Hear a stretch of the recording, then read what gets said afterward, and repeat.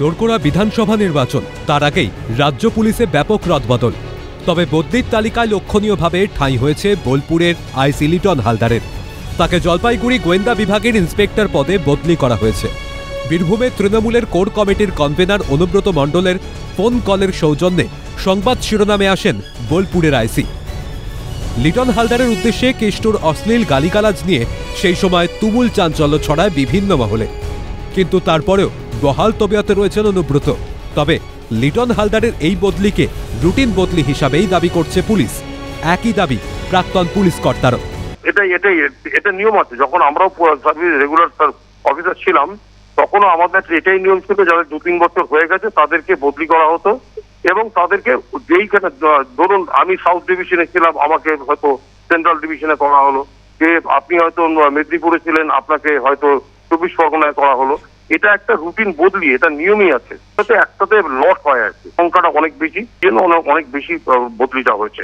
তবে বিরোধীরা জড়িয়েছে তরজায়। কংগ্রেস শিবিরের দাবি পুলিশ দলদাসে পরিণত হয়েছে। ভাষা প্রয়োগ অনুব্রত বাবু যেটা করেছিলেন, বাংলা ভাষার প্রয়োগ করেছিলেন উনি, সেটা আজকে সর্বত্র নিন্দিত হয়েছিল। কিন্তু আমরা একটা কথা সেদিনই বলেছিলাম, এই রাজ্যে মাননীয় মুখ্যমন্ত্রী মমতা বন্দ্যোপাধ্যায়ের আশীর্বাদের হাত তার ভাই কেষ্টর মাথার উপরে আছে। সারা শরীরে অক্সিজেন যায় কিনা জানে, মাথায়ও অক্সিজেন যায় না, কিন্তু মমতা ব্যানার্জির আশীর্বাদের হাত তার সবসময় আছে। ফলে কিচ্ছু হবে না, কোনো শাস্তি হবে না। ওই লোক দেখানো তদন্ত হবে, পুলিশ এদিক ওদিক ঘুরবে, বিটিং অ্যারাউন্ড দ্য বুশ। পুলিশের হিম্মত নেই, ক্ষমতা নেই, দলদাসে রূপান্তরিত হয়েছে। পার্টি ও সরকারের মধ্যে কোনো পার্থক্য নেই, প্রতিক্রিয়া বিজেপি নেতা রাহুল সিনহার।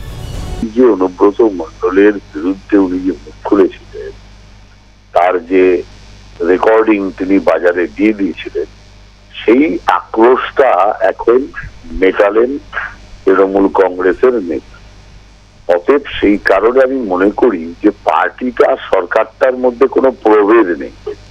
অর্থাৎ যারা অনৈতিক কাজ করছে, যারা নোংরা ভাষায় পুলিশকে নানা রকম গালিগালাজ করলো, পুলিশের বাড়ির লোককে পর্যন্ত নিয়ে আসলো ময়দানে, তাকে গ্রেফতার তো করা হলোই না, শুধু লোক দেখানো একটু তদন্তের নাটক করে শেষ পর্যন্ত বিষয়টাকে সমাপ্ত করে সেই প্রতিশোধটা এখন নেওয়া হলো লিটন বাবুর ওপর।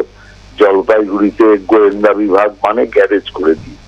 অতএব এই যদি অবস্থা হয় তো স্বাভাবিকভাবেই বিরোধীরা এই ইস্যুকে সামনে রেখে রাজনৈতিক দড়ি টানাটানির চেষ্টা করলেও শাসক শিবিরের মতে এই রদবদল সবার নিয়মেই হয়েছে, যা পুলিশি পেশায় অত্যন্ত স্বাভাবিক পদ্ধতি। তবে এই ইস্যু অন্য কোনো মোড় নেয় কিনা সেটাই এখন দেখার। ক্যালকাটা নিউজ।